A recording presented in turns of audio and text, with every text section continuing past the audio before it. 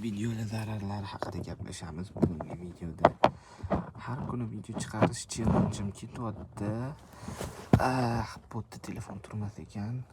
Xullas 2025-2024 tadqiqotiga qaraganda qisqa videoda qanaqa zarar berishi haqida gaplashamiz. Telefonim turmayapti. Qanaqa zarar berishi haqida gaplashamiz. Lekin telefonimni turib olishim kerak. Bu joyi kesilmaydi, to'g'ri jo'natadi. Chunki to'g'ridan to'g'ri borib videoga olish boshlamadim. Sirg'anib ketyapti. Hozir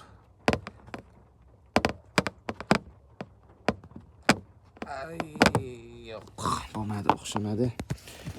Xullas 2025-2026 tadqiqotiga qaraganda qisqa videolar bizga diqqatimizda, to'g'riroq 2025-tadqiqotga qaraganda miyamiz diqqatini tushirib yuborar ekan va qaror qabul qilish markazini sustlashtirar ekan. Ssenariy yozmaganman ozgina 4 sinfda. Chunki ssenariy yozmasdan turib video boshlasam umuman gapira olmayapman. Natijada miya arzon dopaminga o'rganib qoladi va qiyinroq vazifalarni inkor qilishni boshlaydi. Xo'p, bu nima degani?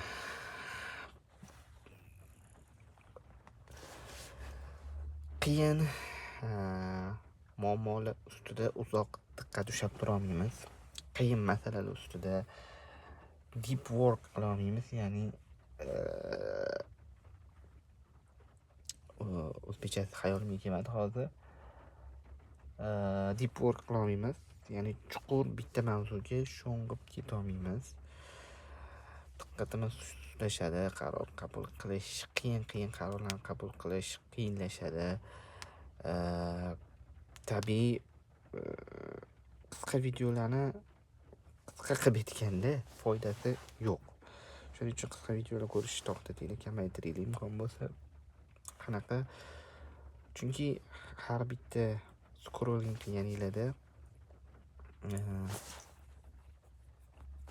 foydali ma'lumot esingizda qolmaydi baribir. To'g'ri, izbirniga tahlil qilib qo'yasizlar, bo'ldi, izbirnida yotadi, uni ochib qaramaysizlar ham foydali ma'lumot chiqib qolsa.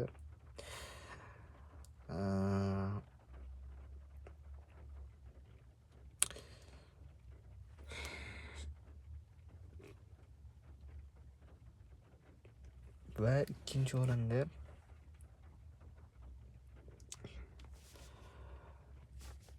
Instagramdagi qisqa videolar haqida gaplashayotganda kutuvlarimizni, xohishlarimizni balandga ko'taraveradi. Ko'rasizlar, hozir mashina, qimmat hayot, luxury hayot ko'pchilik ko'rsatib chiqyapti. Shunga bu baribir nastroyeniyaga ham ta'sir qiladi. Ya'ni kuningiz yaxshi yomon o'tishiga ta'sir qilib qo'yishi mumkin. Shuning uchun ertalabdan Instagramga kirish bu eng katta xatolardan biri. Telefon tiklash, ma'lumot o'qish, yomon ma'lumot o'qish, yaxshi ma'lumot o'qish, bu o'ynataveradi sizlarning nastroyeniyalarni. Shuning uchun o'qimaganinglar ertalabdan yaxshi. O'tgan videoda gaplashganimizdek, eng zo'ri ertalab sport bilan boshlash. Tonggi sport bilan boshlash, badan tarbiya bilan boshlash. Kichkina odat bo'lsa ham, kichkina 10 daqiqalik badan tarbiya bo'lsa ham o'sha boshlash kerak. Xo'p, yana qisqa videolar zararlari ko'p. Bu borada tadqiqotlar bor, internetda topsanglar bo'ladi. Qidirib o'qib ko'rsanglar bo'ladi. Ko'p tadqiqotlar ingliz tilida yozilgan. Lekin saytda o'zida ham sizlarga tarjima qilib beradi rus tiliga, o'zbek tiliga. Saytda o'zidan kirsanglar.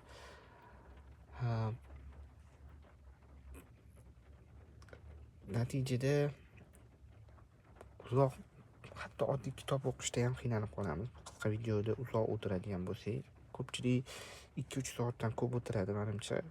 Qisqa videolar ko'rib, shorts bo'ladimi, TikTok bo'ladimi, Reels bo'ladimi. Adashmasam Xitoyda ham TikTok blok qilib qo'yishdi. O'zi Xitoyda chiqdi TikTok, adashmasam. 18 yoshgacha TikTokka kirish mumkin emas qilib qo'yishdi. Kiradiganlar ham ular manimcha Xitoy o'zi rekomendatsiyani tanlab beryapti hozir. Faqat Xitoyda, yana 2-3 ta davlatlarda ham TikTok, Instagram qisqa videolarni yoppasiga taqiqlab qo'yib tashlashyapti. Misol uchun bizda ham TikTok VPN orqali kirish bo'lganiga ko'pchilik menimcha tashladi buni VPN orqali. Lekin baribir Instagramga o'tib ketdik. Instagram ham TikTokdan battar deyolmayman, lekin TikTokdan ancha farq qilmaydi. Katta farq qilmaydi. TikTokdan o'tda ham qisqa videolar, musiqa aralash. Endi qanaqa qisqa videolar ko'rishni tashlashimiz mumkin. O'rganib qolganmiz baribir. Qanaqadir bizani o'rgatib qo'ygan bu qisqa videolar ko'rmasak turolmaymiz. Ko'rmasak xuddi nimadandir quruq qolgandek bo'lamiz. Eng zo'r usuli bu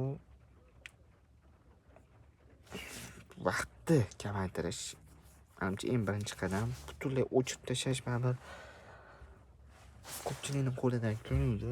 Instagram butunlay o'chirib tashlash, YouTube Shorts ko'rmaslik, qisqa video umuman ko'rmaslik, uni o'rniga